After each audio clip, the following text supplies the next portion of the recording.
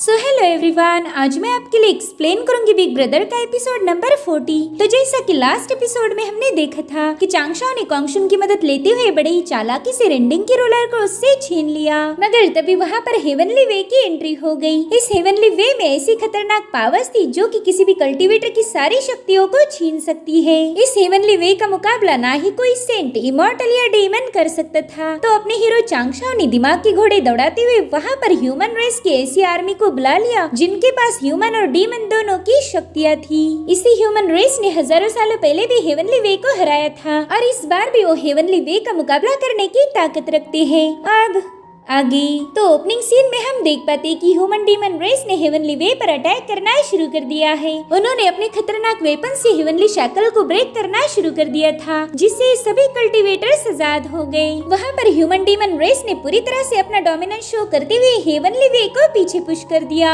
चांगशाओ को हेवनली वे की ऐसी हालत देखकर ह्यूमन कमांडर ने बताई हुई बातें याद आती है। वो बंदा चांगशाओ को बताने लगा कि हजारों सालों पहले हुई ग्रेट बैटल में लाखों सैनिकों ने हिस्सा लिया था, मगर उसमें से बस हमारे पास 3623 डीमन सोल्जर ही जिंदा बच पाए। हालांकि उन सोल्जर्स के अंदर डिमोनिक एनर्जी थी जिससे उनकी सोल पूरी तरह से करप्ट हो गई। उनके पास ना ही कोई इमोशंस थे और ना ही कोई फीलिंग। अब उनकी लाइफ का बस एक ही मकसद था कि ब्रदर सुइरेन की बैटल कमांड को फॉलो किया जाए। हमारे वो ह्यूमन डीमन सोल्जर हमेशा ह्यूमैनिटी को प्रोटेक्ट करते आए हैं। और तभी चांगशाओ कमांडर से पूछने लगा कि मुझे ब्रदर सुइरेन के बारे में बताए, आखिर उनके साथ क्या हुआ। जिस पर कमांडर कहता है कि डाओ ऑफ हेवन की नजर में ब्रदर सुइरेन पूरी तरह से इवल बन चुका था। उनकी डिमोनिक एनर्जी काफी हद तक बढ़ने की वजह से वो हेवन एंड अर्थ के लिए खतरा बन गए। तो डाओ ऑफ हेवन ने उन पर अत्याचार करते हुए उन्हें उनके हेवनली कोर्ट की तख्त से हटा दिया। वो ब्रदर सुइरेन को हमेशा के लिए कैद करना चाहते थे, इसलिए ब्रदर सुइरेन को वहाँ से भागकर सीधा फायर क्लाउड केव में आना पड़ा और फिर उसी केव में वो हमेशा के लिए बस गए। जब तक वो यहाँ थे उन्होंने हमेशा ह्यूमैनिटी को गार्ड किया है। साथ ही उन्होंने हमें कुछ ऐसी टेक्निक सिखाई जिनका यूज करके हम डाओ ऑफ हेवन को काउंटर कर सकते हैं। तो चांगशाओ कमांडर को उस सीक्रेट टेक्निक के बारे में पूछने लगा, जिस पर कमांडर बताता है कि ये हमारे ब्रदर सुइरेन की सबसे खास टेक्निक थी जिसे the great way of fire in the cave भी कहा जाता है।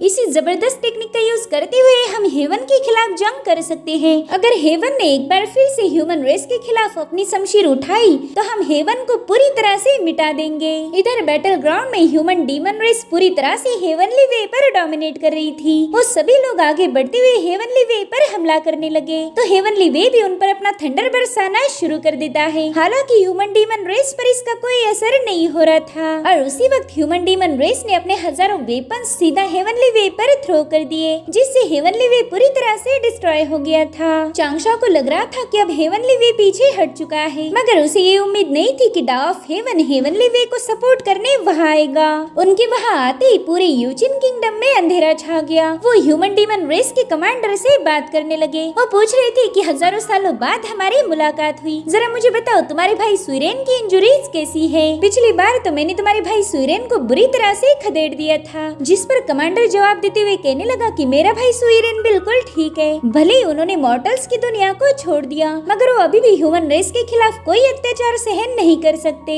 After all brother Suiren human race के एम्परर है, तो भला वो अपने ह्यूमन रेस की परवाह करना कैसे छोड़ सकते। हालांकि डाओ ऑफ हेवन पर कमांडर की बातों का कोई असर नहीं होता। उसने दोबारा से यूचिन किंगडम को बर्बाद करना शुरू कर दिया। इधर चांगशाओ सोच रहा था कि अगर ब्रदर सुइरेन ने अपनी इंजरीज को हील किया होता तो आज वो अपनी डीमन आर्मी को खुद लीड करते और शायद ये बात डाओ ऑफ हेवन भी समझ चुके हैं। अगर उन्होंने यूचिन किंगडम को डिस्ट्रॉय करने का ठान ही लिया होगा तो फिर उन्हें कोई भी रोक नहीं सकता और ये ह्यूमन रेस पर डाओ ऑफ हेवन का सबसे बड़ा अत्याचार होगा। इसलिए अब चांगशाओ ही डाओ ऑफ हेवन से बात करने का डिसाइड करता है। वो उसे ग्रीट करते हुए कह रहा था कि मैं हेवनली कोर्ट का वाटर गॉड हूँ। मुझे जेड एम्परर और क्वीन मदर ने रीइंकार्नेट होने से पहले ही बताया था कि मैंने उनकी बेटी लॉन्गजी को हेवनली कोर्ट के मसले हल करने में मदद करनी है, तो मैं उन्हीं के ऑर्डर्स को फॉलो करने यहाँ आया हूँ। मैं जानता हूँ कि यूचिन किंगडम के राजा ने अपनी लाइफ बढ़ाकर हेवन के रूल को ब्रेक किया है, जिसके चलते हेवनली वे पूरे यूचिन किंगडम को तबाह करना चाहता था, मगर हम बस एक राजा की गलती की वजह से पूरे किंगडम को सजा नहीं दे सकते।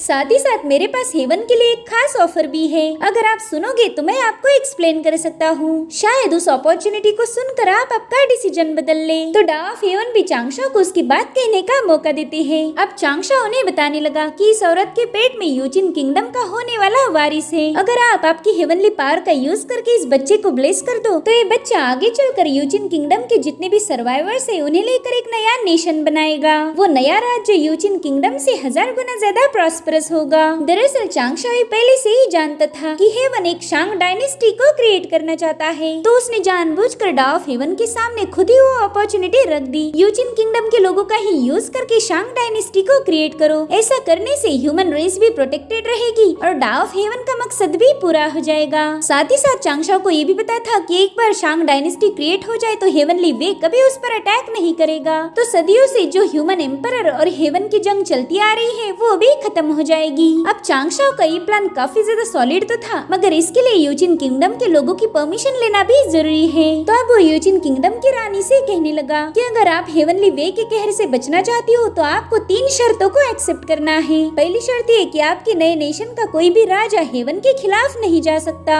अगर उन्होंने हेवन के किसी भी रूल को ब्रेक किया तो उनकी सोल हमेशा हमेशा के लिए डिस्ट्रॉय हो जाएगी। मेरी दूसरी शर्त ये है कि नए नेशन को हेवनली कोर्ट और एंसेस्टर की हर एक बात की रिस्पेक्ट करनी होगी। और हमारी तीसरी और आखिरी शर्त ये है कि आपके नए नेशन का कोई भी बंदा कल्टीवेट नहीं करेगा। आपको हर एक मुसीबत से प्रोटेक्ट करना हेवनली कोर्ट की जिम्मेदारी होगी, इसलिए आपको खुद पावरफुल बनने की कोई जरूरत नहीं। अगर आपको ये तीनों शर्तें मंजूर हैं, तभी जाकर मैं आपके यूजिन किंगडम से एक नया नेशन बना पाऊंगा। आप लोगों के पास सरवाइव करने का इससे अच्छा चांस नहीं हो सकता। तो इन लोगों ने तुरंत ही चांगशाओ की बात मान ली। वो कहने लगे कि हमें हेवनली कोर्ट का ऑफर मंजूर है। आज के बाद हमारी प्रोटेक्शन की जिम्मेदारी आपकी होगी, साथ ही हम अपने होने वाले बच्चे का नाम ची रखेंगे। ये सुनकर चांगशाओ को समझ आ गया था। दरअसल चीस नाम के बंदे ने शांग डायनेस्टी को स्थापित किया है, मगर ये बात फ्यूचर में होगी। अब कई लोग ये सोच सकते हैं कि आखिर चांगशाओ को फ्यूचर के बारे में कैसे पता। वेल, सेंट टाइचिंग के पास फ्यूचर को प्रेडिक्ट करने का एक ट्रेजर है और उसी का यूज करके उन्होंने चांगशाओ को कुछ विजन्स दिखाए थे। चांगशाओ ऑलरेडी जानता है कि शांग डायनेस्टी को स्थापित करना ही हेवनली वे और डा ऑफ हेवन का मकसद है, और इसी वजह से उसने डा ऑफ हेवन के सामने वही डील रखी जो उनका ऑलरेडी प्लान था। जिसके बाद वो डा ऑफ हेवन से काफी कॉन्फिडेंटली कहने लगा कि मेरे ख्याल से ये मैटर हल हो चुका है। तो बताइए सीनियर, क्या आप यूजिन किंगडम को एक और मौका देना चाहोगे? जिस पर डा ऑफ हेवन ने कोई जवाब नहीं दिया, बल्कि वो तो इस अंदाज में अपना हाथ आगे बढ़ा रहे थे कि मानो वो यूजिन किंगडम को पूरी तरह से डिस्ट्रॉय कर देंगे। लेकिन अगले ही सीन में हमें पता चलता है कि उन्होंने चांगशाओ के ऑफर को एक्सेप्ट किया है। वो अनबॉर्न चाइल्ड में अपनी पावर्स डाल देते हैं जिससे वो बच्चा ब्लेस हो जाए। साथ ही वो यूजिन किंगडम में सभी घायल और मरे हुए लोगों को दोबारा से जिंदा करने लगे। साथ ही साथ डा ऑफ हेवन ने इस नए नेशन को प्रोटेक्ट करने की जिम्मेदारी हेवनली बर्ड कॉन्गशुन को सौंप दी थी। वो कहते हैं कि 8 से 100 सालों तक कॉन्गशुन इस नेशन को प्रोटेक्ट करेगा।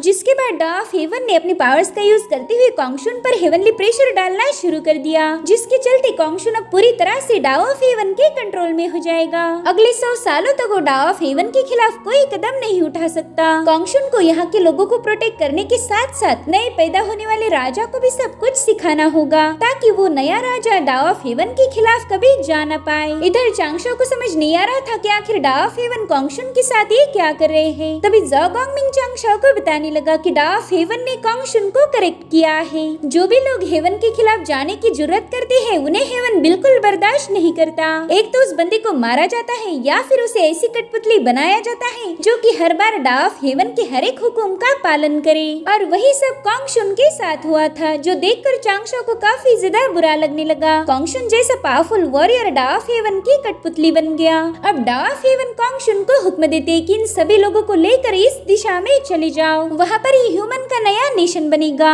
तो कॉन्गशुन ने तुरंत ही उनके ऑर्डर को एक्सेप्ट करते हुए अपना सिर झुका दिया। इधर चांगशाओ को हेवनली वे पर काफी ज्यादा गुस्सा आ रहा था, क्योंकि उसे पता था कि डा ऑफ हेवन की हर एक हरकत के पीछे हेवनली वे का ही हाथ है। हेवनली वे ने जानबूझकर कॉन्गशुन को एक कठपुतली बनाया। ये बात सीधे चांगशाओ के दिल पर लगी थी, क्योंकि कॉन्गशुन उसका काफी अच्छा दोस्त बन गया था। वहीं पर ह्यूमन डीमन रेस का कमांडर अपनी सेना से कह रहा था कि जंग अब खत्म हो चुकी है, इसलिए जल्दी से फायर क्लाउड केव वापस चलो। मगर वहाँ से जाने से पहले कमांडर अपनी माइंड पावर का यूज करते हुए चांगशाओ से कह रहा था कि इस जंग में हमारी जीत नहीं बल्कि हार हुई है। जीत का मतलब है हेवन एंड अर्थ के नियमों को बदलना, और हार का मतलब है कि हेवन के हाथ की कठपुतली बनना। हेवंस के नए कानूनों के अनुसार शांग डायनेस्टी के लोग कभी कल्टीवेट कल्टिवेट नहीं कर पाएंगे। अब तो तुम समझ ही गए होंगे कि ह्यूमैनिटी का सबसे बड़ा दुश्मन कौन है। इसलिए अब तुम ये मत समझना कि हमारी ह्यूमन डीमन रेस की बैटल खत्म हो चुकी है। हम दोबारा से एक बार फिर से हेवन का सामना करेंगे और मैं तुम्हें बता दूं कि इस जंग का कोई अंत नहीं। इधर चांगशा भी समझ चुका था कि हेवनली वे के खिलाफ जाने की किसी में हिम्मत नहीं है। फिलहाल इस दुनिया का सबसे पावरफुल शख्स है डाव ऑफ हेवन, मगर वो भी हेवनली वे के हाथ की कठपुतली बन चुका है। हम चाहे कितने भी पावरफुल क्यों ना हो, हेवन को हरा नहीं सकते। हेवनली वे पांगु की ही रिमेनेंट बॉडी से बना है, तो अब हेवन को हराने के लिए हमें पांगु जैसे महान सेंट की जरूरत होगी। इधर कॉन्गशुन यूजिन किंगडम के सभी लोगों को लेकर पूर्वी दिशा की तरफ रवाना हो चुका था। अपनी फैमिली को जाता हुआ देखकर शुयाना काफी ज्यादा इमोशनल हो गई। वो कह रही थी पता नहीं मैं इन लोगों से कब मिल पाऊंगी। इधर चांगशाओ जानता था कि जल्दी गॉड नेमलेस कैटास्ट्रॉफी होने वाली है और इसी कैटास्ट्रॉफी के दौरान शांग डायनेस्टी में एक बहुत ही खतरनाक बैटल छिड़ जाएगी। उस जंग में हजारों करोड़ों ह्यूमन मारे जाएंगे और फिर यहाँ पर चांगशाओ ने एक बहुत ही खतरनाक फैसला लिया। वो कहने लगा कि अगर ह्यूमन रेस को बचाना है तो फिर इस बार मुझे हेवन के साथ शतरंज का दाव खेलना ही पड़ेगा। यहाँ पर मुझे बस कोई बाजी ही नहीं खेलनी बल्कि हेवन को चेकमेट करना है। इतने दिनों से मैं हेवन के हाथ का प्यादा था, लेकिन अब मैं एक प्लेयर बनूंगा। इस बार मुझे ताकत से नहीं बल्कि दिमाग से काम लेना होगा।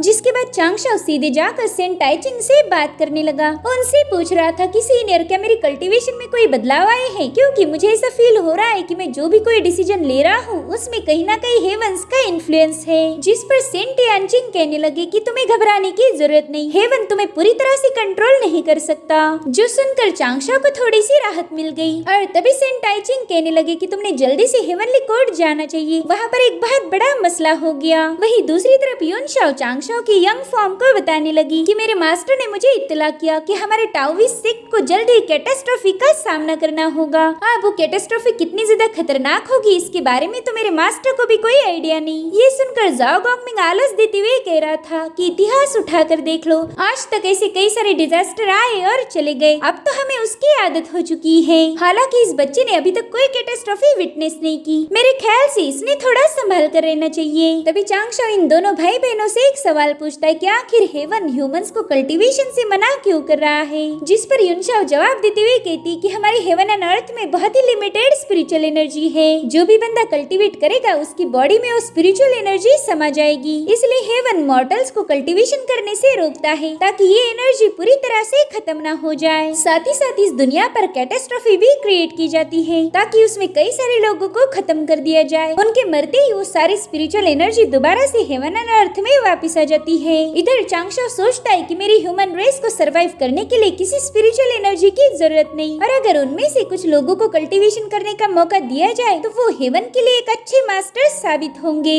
अगर मैं कोई ऐसा रास्ता निकाल पाऊँ जिससे ह्यूमन रेस और हेवन के रिश्ते अच्छे हो जाए तो फिर हेवंस के रूल को मॉडिफाई करना ज्यादा आसान हो जाएगा। और उसी वक्त युनशाओ चांगशाओ से कहने लगी कि भले रेंडिंग यहाँ से चला गया हो, मगर वो बंदा कभी भी तुम पर स्नीक अटैक कर सकता है, इसलिए मैं चाहती हूँ कि मैं ही तुम्हें हेवन तक एस्कॉर्ट करूँ। ये सुनकर तो चांगशाओ के दिल में लड्डू फूटने लगे। इतना ही नहीं, उसके आसपास गुलाबी दिल तैर रहे थे जिन्हें जाओ गॉन्गमिंग ने भी देख लिया। दरअसल यहाँ पर जाओ गॉन्गमिंग को पता ही नहीं था कि ये डिसाइपल कोई और नहीं बल्कि चांगशाओ का ही फॉर्म है। उसे तो लग रहा था कि ये महान सेंट जुयान का कोई डिसाइपल होगा। वो सोचता है कि इस बंदे की हिम्मत तो देखो, इसने हमारे वाटर गॉड की गर्लफ्रेंड को चुराने की कोशिश की है। वेल ये तो बिल्कुल भी फेयर नहीं, इसे रास्ते से हटाना होगा वरना हमारा वाटर गॉड तो जिंदगी भर कुंवारा रहेगा। जिसके बाद वो अपना माथा पीटते हुए कहने लगा कि मेरे दोस्त वाटर गॉड, युनशाओ तो गई हाथ से, ये छोटू सा डिसाइपल तुमसे तुम्हारे पार्टनर छिन रहा, अब तो मुझे ही कुछ करना पड़ेगा। इधर चांगशाओ और युनशाओ हेवन की तरफ जा रहे थे, तभी युनशाओ देखती कि चांगशाओ के थोबड़े पर 12 बज चुके हैं, तो वो चांगशाओ से इसकी वजह पूछने लगी। जिस पर चांगशाओ कहने लगा कि आज की हेवनली पनिशमेंट को देखकर मेरी तो रूह कांप गई। मुझे भी कई बार डिवाइन पनिशमेंट मिली है, लेकिन उसमें हमेशा डा ऑफ हेवन ने मुझे बस जलाकर राख करने की कोशिश की थी। हालांकि उन्होंने कॉन्गशुन के साथ जो भी किया वो काफी ज्यादा अजीब था।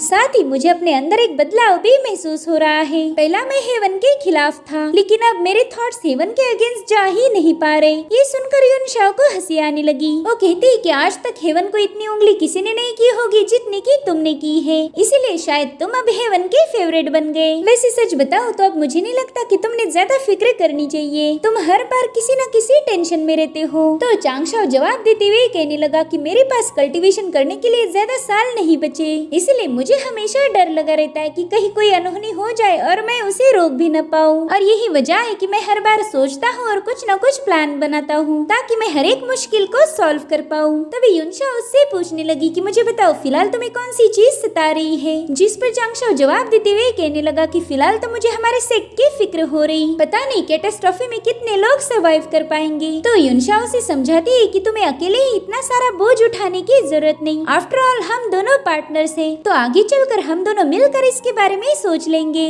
मुझे अपनी पूरी जिंदगी तुम्हारे साथ बितानी है, तो मैं चाहती हूँ कि हम दोनों मिलकर ही हर एक परेशानी को फेस करें। ये सुनकर चांगशाओ के चेहरे पर एक स्माइल आ गई थी। अब थोड़ी देर में युनशाओ चांगशाओ को हेवनली कोर्ट के सामने ड्रॉप कर देती है। वो कहने लगी कि अब मैं 3 इमॉर्टल आइलैंड जाकर कल्टीवेशन की प्रैक्टिस करती हूँ। लेकिन चांगशाओ तो उसके जाने से काफी ज्यादा मायूस हो गया। उसे उनकी पहली मुलाकात की कुछ बातें याद आई, जहाँ पर युनशाओ ने उससे कहा था कि हम हर 500 साल में मिला करेंगे। इसलिए वो तुरंत युनशाओ को रोकते हुए एम्बैरस होकर कहने लगा कि पिछली बार आपने मुझसे वादा किया था कि आप 500 सालों में मुझे एक बार मिलोगी, मगर उससे पहले ही हमारी ये मुलाकात हो गई। हालांकि मैं इस मुलाकात के लिए बिल्कुल भी तैयार नहीं था, तो मैं चाहता हूँ कि आप इस मुलाकात को बिल्कुल भी काउंट ना करें। मैं तो पहले ही बड़ी मुश्किल से एक दिन काट रहा हूँ और ऐसे में इसमें और 500 साल बढ़ गए तो मसला हो जाएगा। उसकी बातों से युनशाओ को काफी ज्यादा हंसी आ रही थी। वो कहने लगी कि तुम्हें परेशान होने की जरूरत नहीं, इस मीटिंग को हम बिल्कुल काउंट नहीं करेंगे।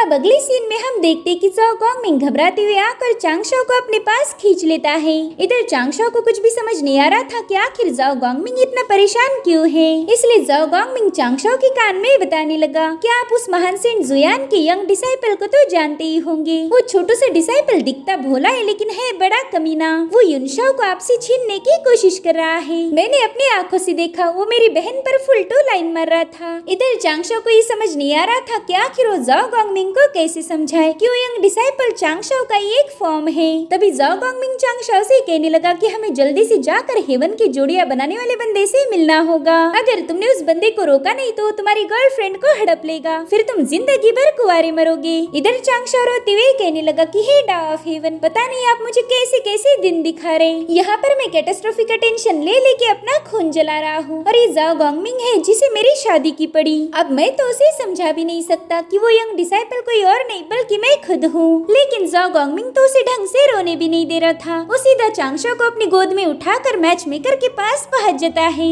वहाँ पर ज़ाओ गॉन्गमिंग मैच मेकर से कह रहा था कि आपके जैसे जोड़ियां बनाना किसी को नहीं आता। मेरे ख्याल से इस दुनिया में आपके जैसा कोई शख्स नहीं जो कि मोहब्बत के रिश्तों को अच्छे से समझ पाए। इधर चांगशाओ अपने दिल में ही कह रहा था कि अरे ज़ाओ गॉन्गमिंग, इस बुढ़े को तो कुछ पता नहीं। जेड एम्परर ने इस बुढ़े को बस लव ट्री पर ध्यान देने का काम दिया था। ये बंदा तो एक मामूली सा सेलेस्टियल इमॉर्टल है जिसकी उम्र है 10,000 साल। भला इसे मेरे प्यार की गहराई का क्या पता होगा। इधर ज़ाओ गॉन्गमिंग उस बंदे से पूछता है कि आप हमें थोड़ी मोहब्बत की बातें बताएं, आखिर ये मोहब्बत होती कैसी है। लेकिन उस बंदे को तो इस बारे में कुछ भी पता नहीं, उसने तो खुद ही अभी तक शादी नहीं की थी। इसलिए ज़ाओ गॉन्गमिंग ने खुद ही प्यार मोहब्बत का प्रवचन शुरू किया जिसमें वो मोहब्बत के मीठे एहसास साथ ही साथ बेकरारी और धोखेबाजी को एक्सप्लेन कर रहा था, जो सुनकर बेचारी चांगशाओ को चक्कर आने लगे। और फिर पूरी रात मोहब्बत क्या होती है ये बताने के बाद फाइनली वो बुड्ढा सवेरे समझ गया। वो कहता है हाँ, अब मैं जान चुका हूँ कि आखिरकार ये मोहब्बत होती क्या चीज है। वो कहने लगा कि वाटर गॉड युनशाओ से शादी करना चाहता है, वहीं पर युनशाओ की भी यही इच्छा है, मगर वो एक प्रिमोर्डियल बीइंग है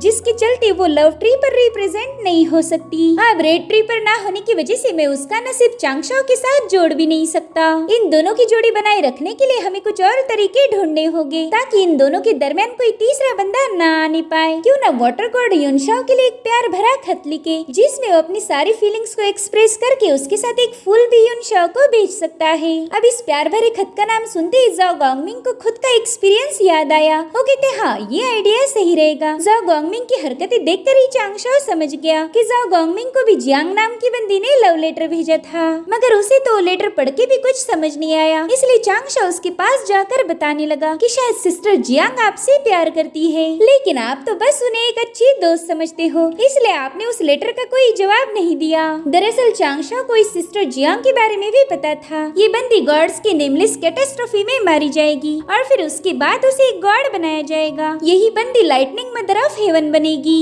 और फिर उसकी शादी होगी वेल्थ के गॉड से। अब वो वेल्थ वाला गॉड ज़ाओ गॉन्गमिंग होगा या कोई और, इसके बारे में मुझे ज्यादा कुछ पता नहीं। वहीं पर जियांग ने एक और लव लेटर लिखा था जिसके बारे में डिजांग के कुत्ते डेटिंग को पता चल जाता है। अब ये लेटर किसके लिए था ये हमें कहानी में आगे पता चलेगा। और इसी के साथ ये एपिसोड यहीं पर एंड हो जाता है। गाइज आज का वीडियो आपको जरा भी पसंद आया हो तो प्लीज एक लाइक एंड कमेंट जरूर कर देना। Thank you so much for watching. Bye bye, take care.